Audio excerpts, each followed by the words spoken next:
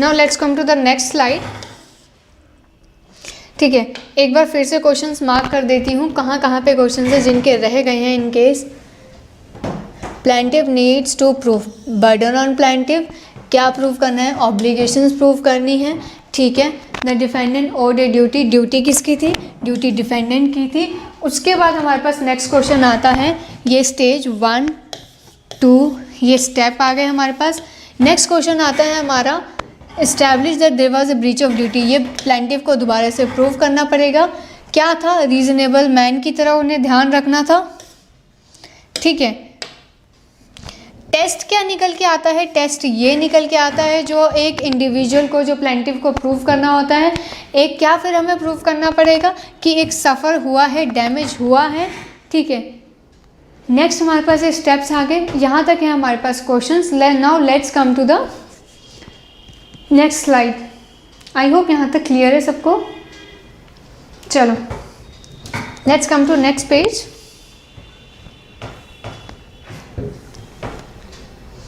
Defences क्या हैं? अभी तक हमने बात करी कि प्लेंटिव को 3 चीज़ें प्रूव करनी पड़ेंगी। अब हम कहते हैं कि इन केस अगर हमारा डिफेंडेंट सेफ्टी मांगना चाहते हैं कि देखो I have not committed such offence, मेरे पार्ट पे कोई ऑफेंस नहीं है, तो डिफेंडेंट को क्या क्या चीज़ें प्रूव करनी पड़ेंगी, या डिफेंडेंट के बिहाफ में क्या क्या चीज़ें हमने रखी हैं। पहला चीज़ contributory negligence, very beautiful topic. Act of God और vis major, inevitable accident. Guys हम ये 2 चीज़ें एक्ट ऑफ गॉड और इनएविटेबल एक्सीडेंट ऑलरेडी पढ़ चुके हैं। इसका एग्जांपल मैंने आपको पहले भी दिया था। इनएविटेबल एक्सीडेंट, सीलिंग फैन गिर जाता है, या हमारी जीप का front tyre, if you remember front tyre remove हो गया था, इनएविटेबल एक्सीडेंट। अब हम बात करते हैं एक्ट ऑफ गॉड की। जो भी नेचुरल फोर्स होंगी, I am again repeating, natural force हुई, उसकी वजह से जो लॉस हुआ, लेकिन वो नेचुरल फोर्स कैसी होनी चाहिए, एक्स्ट्रा ऑर्डिनरी। ठीक है, ये पॉइंट्स क्लियर है। एक्ट ऑफ गॉड हम पढ़ चुके हैं, जिसमें हमने बात करी थी फोर्स ऑफ नेचुरल फोर्स होनी चाहिए and that force should be extra ordinary. अगर हम बात करते हैं इनएविटेबल एक्सीडेंट, ऐसा एक्सीडेंट जो अनएक्सपेक्टेड था या जिसको आप कंट्रोल नहीं कर पाए। ठीक है, अब हम बात करते हैं कॉन्ट्रीब्यूटरी नेग्लिजेंसी। कॉन्ट्रीब्यूशन से ही आपको वर्ड से क्लियर होगा कि किस तरीके का डिफेंस है। एग्जाम्पल देते हैं, चलो एक गाड़ी बनाते हैं यहाँ पे। चलो ठीक है, इस गाड़ी में एक्स बैठे हैं, एक गाड़ी हम यहाँ बनाते हैं,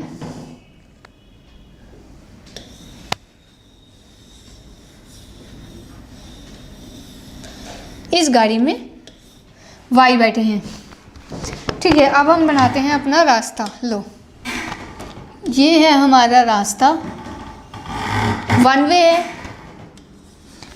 आई नो गाड़ी थोड़ी सी अजीब लग रही है, बट ट्राई टू मैनेज। ठीक है, ये है हमारा रास्ता।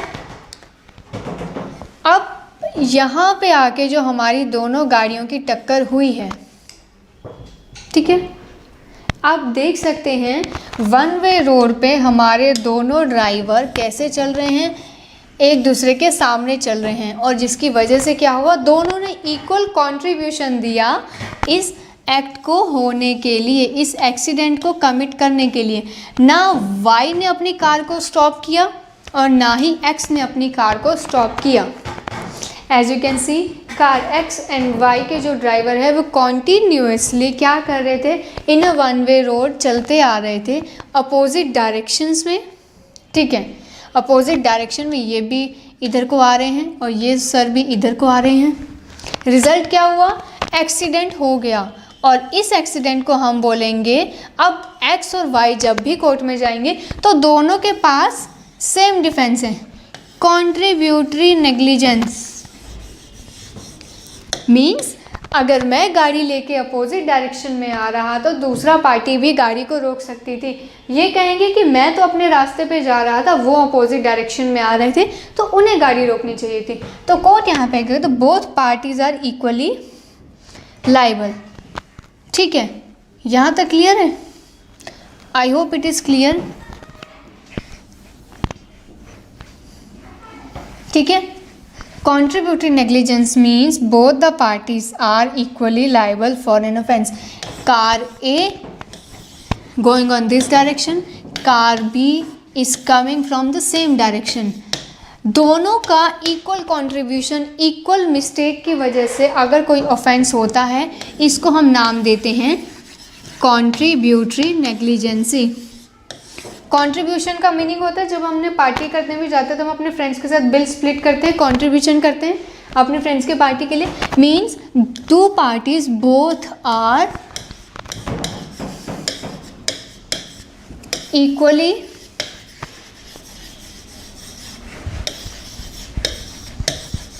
liable, both are equally liable. It is known as contributory negligence. Act of God हम पढ़ चुके हैं, एक्स्ट्राऑर्डिनरी होना चाहिए, इनएविटेबल, अनएक्सपेक्टेड एक्सीडेंट, ठीक है, जिसको आप कंट्रोल नहीं कर पाए। ठीक है, इज दिस क्लियर? ये बात क्लियर है यहाँ तक? ये 3 डिफेंसेस क्लियर हैं जो नेग्लिजेंस में। और most of the important thing again I am repeating, ये डिफेंस मिले किसको हैं? किसको मिले हैं ये डिफेंस? डिफेंडेंट को। डिफेंसेस हमेशा डिफेंडेंट यूज करता है। D for defences, D for defendant. Is it clear? चलो now let's come to the next point.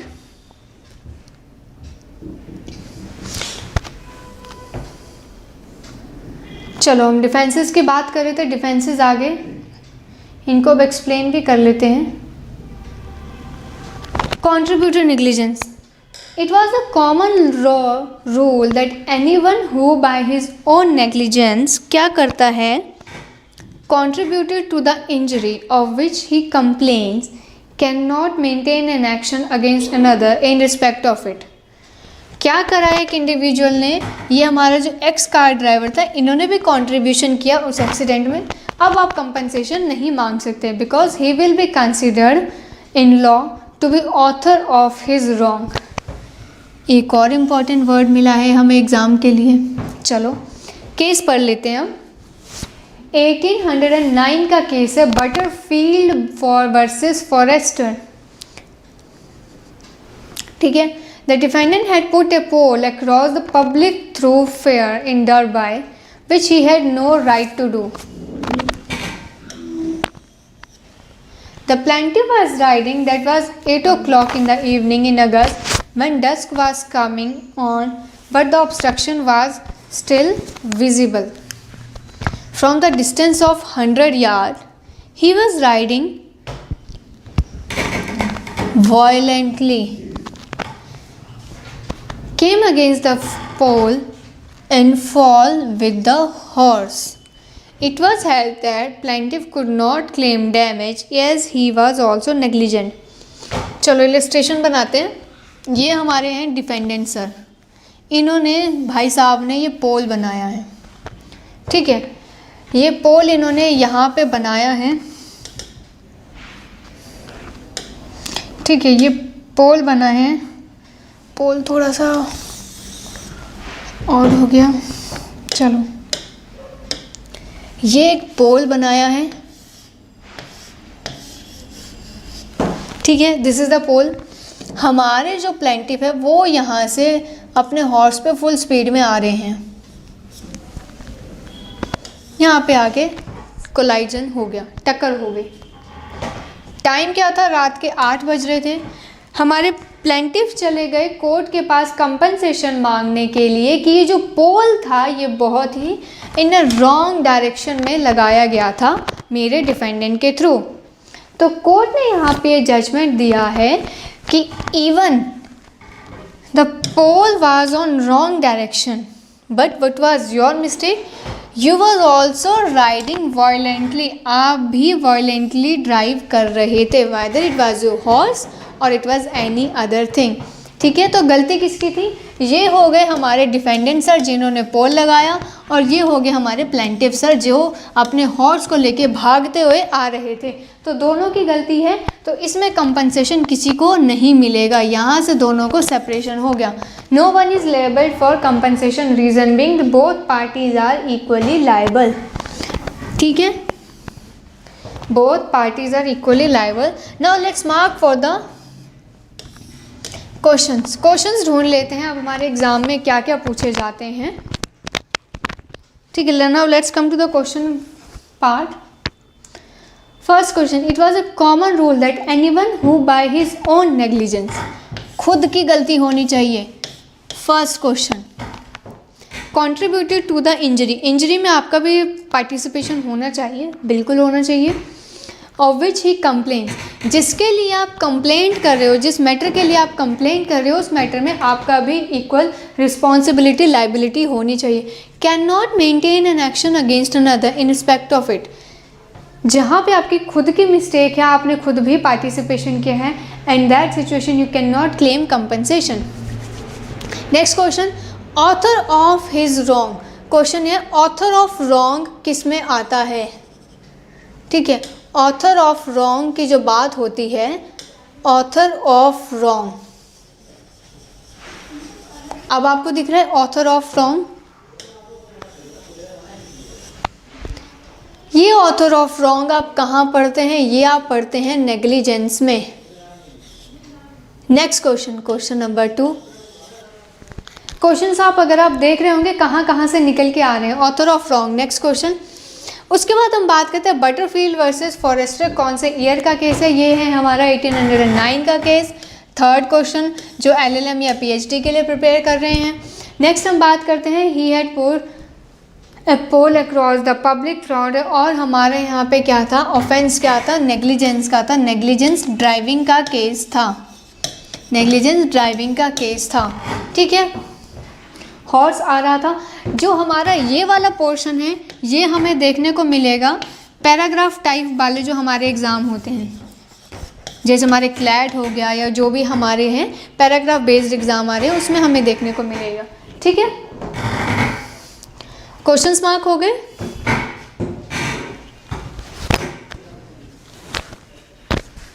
चलो, now let's come to the next slide.